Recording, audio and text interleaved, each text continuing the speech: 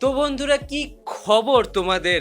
একটা সময় ছিল যখন গোটা দেশে একটা ভাইরাস খুব দ্রুত গতিতে ছড়িয়ে পড়ছিল। না না, আমি এখানে করোনার কথা বলিনি, আমি কথা বলছি জোকার ভাইরাসের। এই ভাইরাসে আক্রান্ত রোগীদের লক্ষণ ছিল এদের মুখ এবং পোঁত দুটোই বেঁকে যেত।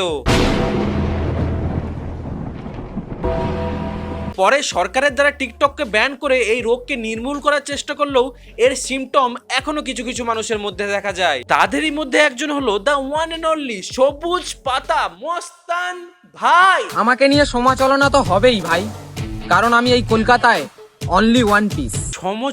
সমালোচনা তো হবেই ভাই। তাই এসো ইয়ার, একে নিয়ে একটু সমালোচনা করি, কিন্তু তার আগে কানে হেডফোন পরে নাও, কারণ গালি বকাঙ্গে। আর চলো শুরু করা যাক। চলো তাহলে এক রাউন্ড লুডোই খেলি। অনেক মানুষ আছে যারা আমাকে প্যান্ট কিনে দিতে চায়।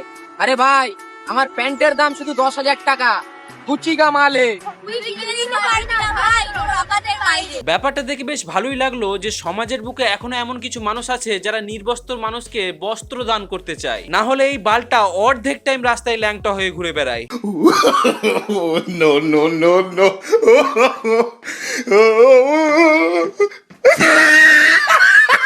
এবার তোমাদের মস্তান ভাইয়ের ল্যাংটা অবস্থা থেকে গুচির জামা প্যান্ট পরা পর্যন্ত কাহিনীটা বলি। তা হয়েছেটা কি শুনি? একটা সময় ছিল যখন মস্তান ভাইয়ের কাছে জামা প্যান্ট কেনার মতো টাকা ছিল না।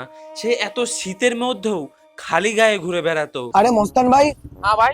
এত ঠান্ডার মধ্যে তুমি খালি গায়ে বসে আছো, তোমার ঠান্ডা লাগছে না? না ভাই, আমার ঠান্ডা ফান্ডা লাগে না। যখন জামা কেনার মতো পরিস্থিতি থাকতো তখন তার কাছে প্যান্ট কেনার পয়সা থাকতো না।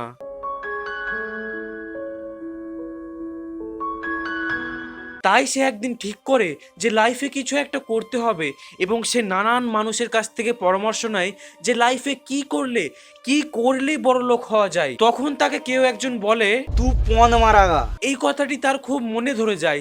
তাই সে দেওয়াল ধরা কাজ করতে আরম্ভ করে। মানে দেওয়াল ধরে পেছন উঁচু করে দাঁড়াতো এবং পেছন থেকে কেউ 500 টাকার বিনিময়ে মেরে দিয়ে চলে যেত। ও আই সি। মাঝে মাঝে তার এই পোঁদ মারানোর সার্ভিস হোম ডেলিভারি করতো, যে কারণে তার বাড়ি ফিরতে অনেকটা রাত হয়ে যেত। গাইস, এখন রাত 3টে বাজে। আমি আর রাহুল কাজ করতে এসছি, কাজ করে বাড়ি যাচ্ছি। এইভাবেই পোঁদ মারিয়ে মারিয়ে মস্তান ভাই অনেক টাকা ইনকাম করে ফেলে এবং সেই টাকা পয়সা দিয়ে নামি দামি কোম্পানির জামা প্যান্ট কিনে নিজের শখ আহ্লাদ পূরণ করে। যেমন আরে ভাই, আমরা ঠান্ডাতে জাতা চাদর কিনি না, আমরা কিনি গুচি কা চাদর। 17,000 টাকা দাম, দেখতে পাচ্ছিস? গুচি কা মালে। গুচির চাদর পোঁদ মারিয়ে কিনা, সে আরো কিনে। আমার গুচির প্যান্টটা ট্রেন্ডিং এ আছে নাকি চলে গেছে? না মানে 12,000 টাকা দিয়ে একটা নতুন গুচির টি শার্ট কিনেছিলাম, ওটা ট্রেন্ডিং এ আনতাম আর কি। এটাও পোঁদ মারিয়ে কিনেছে। কিন্তু পোঁদ মারিয়ে মারিয়ে 500 করে টাকা নিয়ে তার জীবনে সব শখ পূরণ করতে সে পারছিল না। তার আর্থিক চাহিদা দিনকে দিন বাড়তেই থাকে। তাই মস্তান ভাই একটা নতুন ব্যবসা আরম্ভ করে। কি ব্যবসা, সেটা মস্তান ভাইয়ের মুখ থেকেই শুনে নাও। আরে মস্তান ভাই, হ্যাঁ ভাই। তুমি যে গুচি জামা পরো, গুচি প্যান্ট পরো, এত ব্র্যান্ড ব্র্যান্ড কাপড় পরো, কোথা থেকে টাকা পাও? এই তো এক্স্যাক্টলি, ট্রেনে বাসে সিগনালে হাতে তালি মেরে মেরে পাবলিকের কাছ থেকে পয়সা নেওয়া। যদিও এই ব্যবসা আরম্ভ করতে গিয়ে মস্তান ভাইকে অনেক স্যাক্রিফাইস করতে হয়েছে। প্রথমত নিজের বানটুকেই নিজের হাতে কেটে ফেলে দিতে হয়েছে। তবে একটা কথা তো মানতেই হবে, মস্তান ভাই যবে থেকে হাতে তালি মারার কাজটা আরম্ভ করেছে তখন থেকে তার কাছে কিন্তু টাকা পয়সার অভাব হয় না। তাই সে আরো নামি দামি জামা প্যান্ট কিনতে আরম্ভ করে। যেমন, তুমি মস্তান ভাই না? আমি চায়না থেকে এসেছি ভাই, আমি চায়না থেকে এসেছি, তোমার ভিডিও দেখি। তুমি গুচির জ্যাকেট পরো, তো এটা কি পরেছো? হ্যাঁ, গুচির জ্যাকেট আমি পরি। এটা বারবারি কা জ্যাকেট। কত টাকা দাম? এটা 50,000 টাকা দাম। এবার মানুষের কাছে যখন টাকা পয়সা একটু বেশি হয়ে যায় তখন সে কিছু খাবারের দিকে ঝোঁকে। যেমন, আরে মস্তান ভাই, একা একা বসে কি করছো? এই তো ভাই, গাঁজা খাচ্ছি। ও মাই ফ্রেন্ড, গাঁজা এমন একটা জিনিস যেটা স্বর্গকে মর্ত এবং মর্তকে স্বর্গ করে দিতে পারে।